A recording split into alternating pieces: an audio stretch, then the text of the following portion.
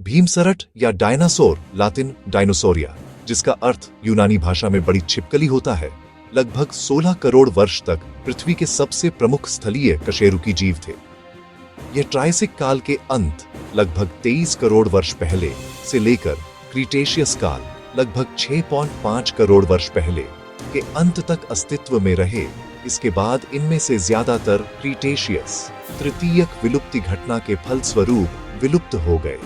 जीवाश्म अभिलेख इंगित करते हैं कि पक्षियों का प्रादुर्भाव जुरासिक काल के दौरान थेरोपोड भीमसरट से हुआ था और अधिकतर जीवाश्म विज्ञानी पक्षियों को भीमसरटों के आज तक जीवित वंशज मानते हैं।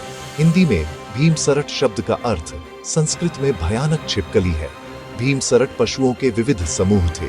जीवाश्म विज्ञानियों ने भीमसरट के अब तक 500 विभिन्न वंशों और 1000 से अधिक प्रजातियों की पहचान की है और इनके अवशेष पृथ्वी के हर महाद्वीप पर पाए जाते हैं।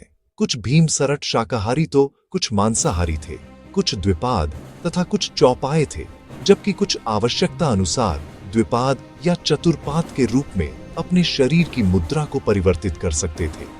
कई प्रजातियां की कंकालीय संरचना विभिन्न संशोधनों के साथ विकसित हुई थी, जिनमें अस्थीय कवच, सींग या कलगी शामिल है। हालांकि भीमसरटों को आमतौर पर उनके बड़े आकार के लिए जाना जाता है, लेकिन कुछ भीमसरट प्रजातियों का आकार मानव के बराबर तो कुछ मानव से छोटे थे।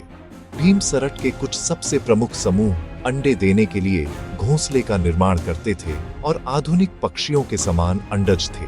भीमसरट शब्द को 1842 में सर रिचर्ड ओवेन ने गढ़ा था और इसके लिए उन्होंने ग्रीक शब्द डीनोस भयानक, शक्तिशाली, चमत्कारिक, प्लस सौरोस छिपकली को प्रयोग किया था। 20वीं सदी के मध्य तक वैज्ञानिक समुदाय भीमसरट को एक आलसी, नासमझ और शीत रक्त वाला प्राणी मानते थे, लेकिन 1970 के दशक के बाद हुए अधिकांश अनुसंधान ने इस बात का समर्थन किया है कि यह ऊंची उपापचय दर वाले सक्रिय प्राणी थे।